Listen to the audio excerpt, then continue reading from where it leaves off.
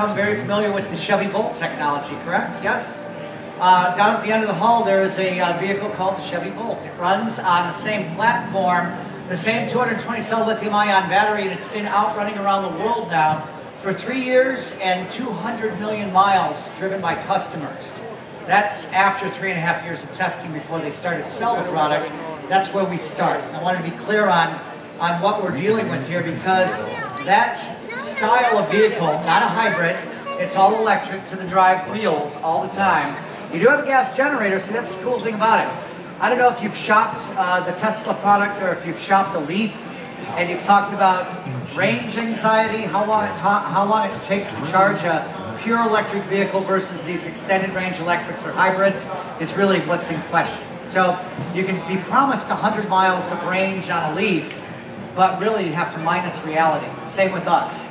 We can say it's going to have 50 miles of electric on a plug-in, but the reality is, where do you drive, what's the temperature, and how do you drive? The 3 T's. Temperature, terrain, and technique are minuses. Tesla, $100,000, beautiful car, 300-mile range. Did you watch the Top Gear program about that vehicle?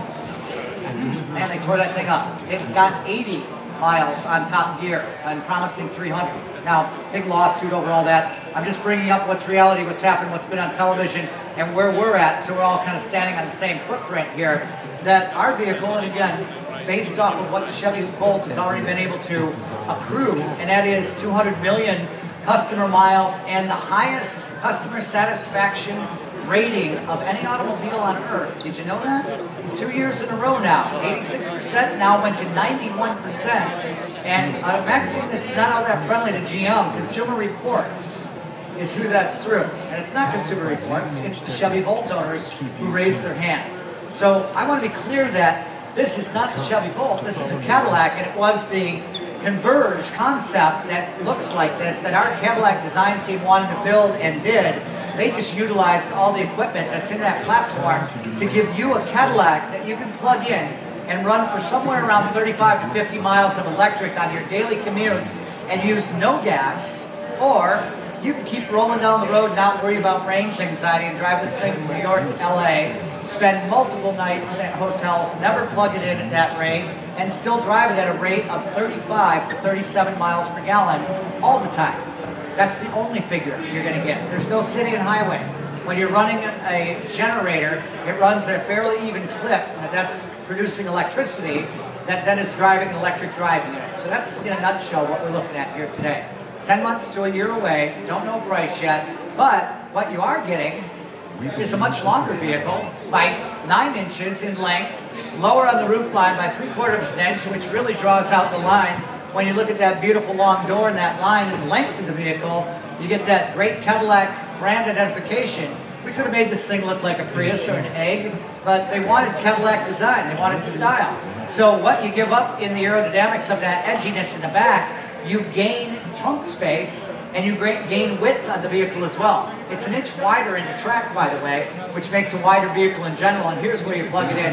And by the way, let's take it back to let's say Extended Range Electric 101, just for those who aren't familiar with the product.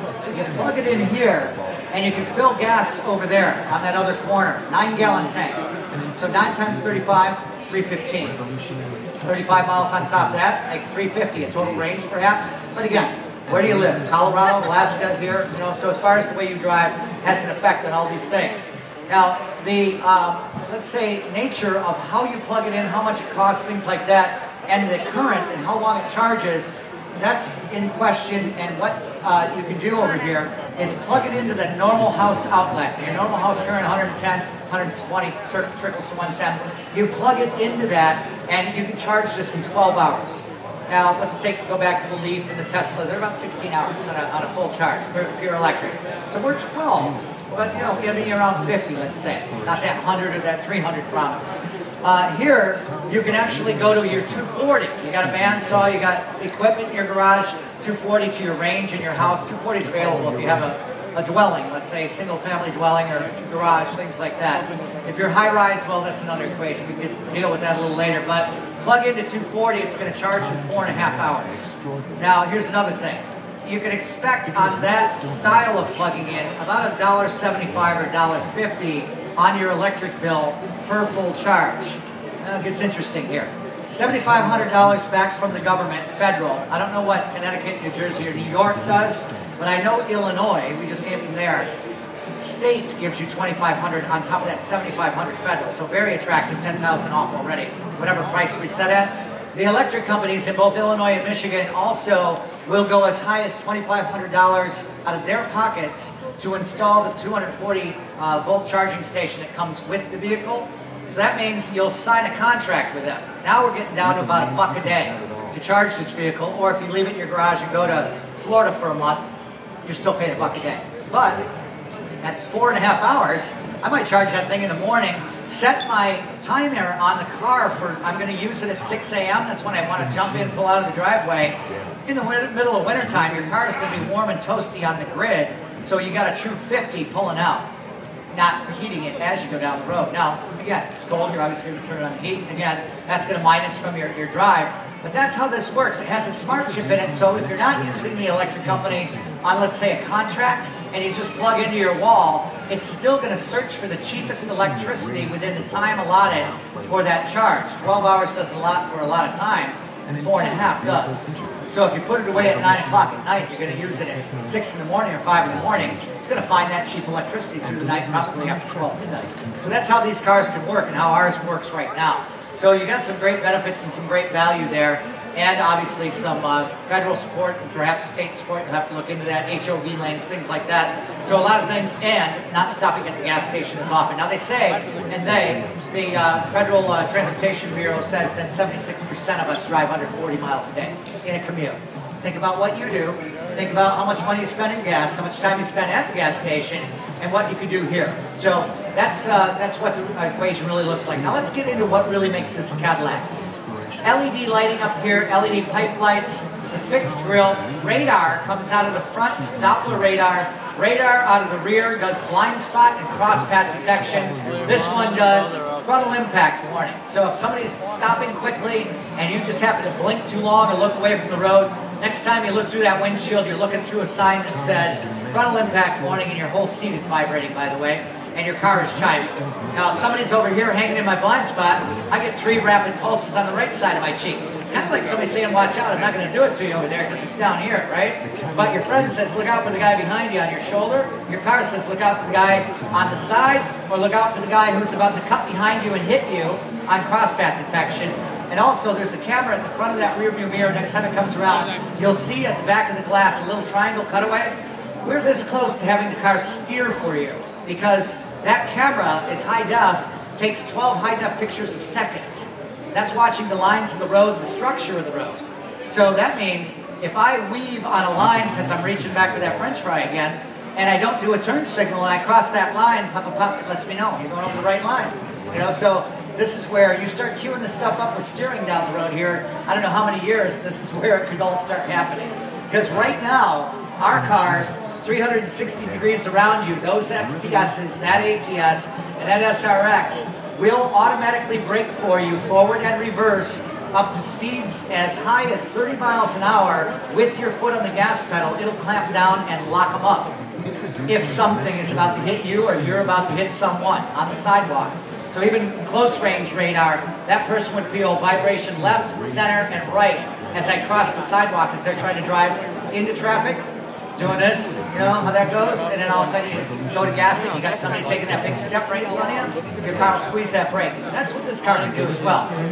On top of that, obviously no door handles, nice way of getting in with the keyless entry system and the push button start. But on the inside, truly Cadillac as far as, I've talked about a lot of layers of technology. How about the support of the Cadillac Ride? We have power rack and pinion steering, but dual pinion, rack mounted power steering that is premium ZF steering gear. Now we're kind of to the racing edge, and hyper-strut suspension takes away torque steer. Very important on this car because 295 pound-feet of torque is instantaneous.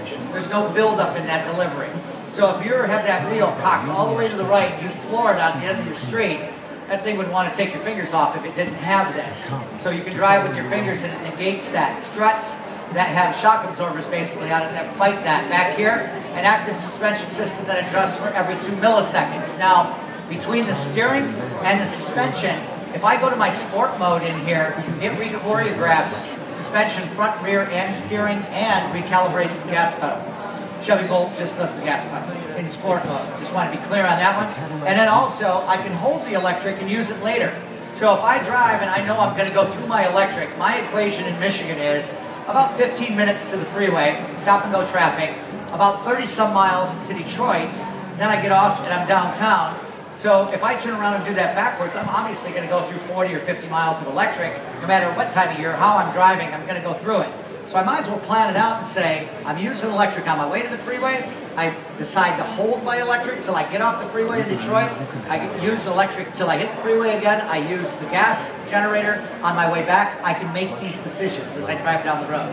So I have sport, normal mode, mountain, and hold are the 4 modes. In case I screwed that up, it was normal, sport, mountain, and hold is how it lays out. And it always defaults to normal when you start the car. So that's how that will work. And again, fun decisions that you can make. How about a 20-way adjustable seat? That sounds like Cadillac. 16 by power, 4 by manual headrest and the thigh extension. They can also be heated. That would be one of your options. Heated seat, heated steering wheel. The 20-way adjustable seat would be an option. This interior, by the way, is like that platinum level. So all of this in here, leather, ultra suede, microfiber suede cloth, the olive ash burl wood, the, again, carbon fiber, real carbon fiber. The whole ceiling and every pillar is the microfiber suede, by the way. That's like a platinum. And by the way, the leather, Opus leather. So semi-aniline, these are full wrap leather seats, not just seating surfaces. So this would be an upgrade as well. If you went with the lighter one, then so they kept Paizo leather, and it would only be the seating surfaces. So here's some of your choices. 4 exterior colors, graphite metallic you're looking at, the red crystal, that's radiant silver, and then Raven black, 2 wheels, they're both 20s, both aluminum, one's painted, that's not these are the machine faced, but a low gold resistant tire but all-terrain at the same time, so the best of both worlds for traction. And then the 2 interiors I talked about as well. And then finally, if you look up here, the Q system, by the way, those back seats fold down, just the seat surface area, so the back of the seat will flop down. So it can really help you configure your trunk to the airport. The Q system, 5-world first, capacitive touchscreen, flick, touch, sweep, like your smartphone technology. Has an application tray up top and a favorites bar on the bottom that has 60 favorites that I can put in there from phone numbers to POIs. I drag that bar up, I expose it, I can set and put them in there, and we have a full demonstration over here of the Q system in just a minute. That bottom faceplate, what the heck, I'll just open it in the vehicle. I'll open the door for you so everybody can see. That whole black faceplate, do this when you get in our vehicles over here. Just give a little pressure and a swipe to that lowest piece of aluminum trim in there, and it'll open up a really cool James Bond area that is 1.8 liters that you can stash your phone, plug it in, charge it, or you can plug in media. Now the folks around me in the vehicle can plug in the center console. 2 more USB plugs in there, an SD card reader that I can load up all my stuff on. And if I take you guys for a ride, let's say the lady standing next to you, and we're all in the vehicle plugged in, and you're plugged in that center, and I got my music on that SD card, by voice I can aggregate gather from your devices. So I can hit the button and say, let's hear the Rolling Stones. Can you imagine my difference in 50 years of Rolling Stone music to the differences of us in age and whatever music you like? Just for an example. But you can do that in this car and in any Cadillac now with the Q system is what makes it so remarkable. So beautiful technology, and again another fun thing to do while you're going down the road that keeps you connected to the road is being it's electric. People are like, electric and fun to drive, does it really go together? Sure. It's a Cadillac, you got the suspension system, you got a sport mode to recalibrate everything, and these paddles, which normally you would find on a car for downshift and upshift, there's no real transmission in electric, but we can regenerate our brakes, which feels like a downshift, and you can see where the electricity is being gathered on that little round black dot up there to the right of the main analog gauge. I can change that to an energy meter, have it green. If it glows green, it's rewarding me, saying you're driving more eco-consciously. And if I drive more aggressively, it's kind of a yellow color. We'll never put the red on there, because we don't want you to stop ever. We want you to have fun. And this is what fun is going to be about, how it looks. So 4 different looks up there is what I can do. And then finally, this is what everything looks like in reality, inside, underneath the skin of this vehicle. To point out a couple things, as the car rotates perfectly to the position of this, in the rear going up to the very top, that's the filler tube that's coming down for the gas. A 12-volt battery up there, suspension, a wall, and then a 9-gallon tank in between the back of the T-shaped battery in yellow and orange. Up here, the electric drive unit, cutaway, front-wheel drive, obviously. And then on the other side of that is the 1.4-liter generator. And then sitting in front of that is one of 3 radiators. One for the generator, one for the computer system, a lot to think about. We want to keep it cool and calm. And then one for the battery as well. They all run off the same fluid. Thermally managed, not Boeing, Cadillac, okay, as far as the lithium-ion battery is concerned. So if you have any questions on any of that, or if you pulled up late, you're about a year away from getting this car as it sits right now. It is not going to change. This is it, final pre-production as far as before we go into final production starting at the end of the year and available first quarter next year. Help yourself with the literature at the counter. Thanks for stopping by. That's how we roll, and welcome to Cadillac. Well, thank you very much, Cliff, on that amazing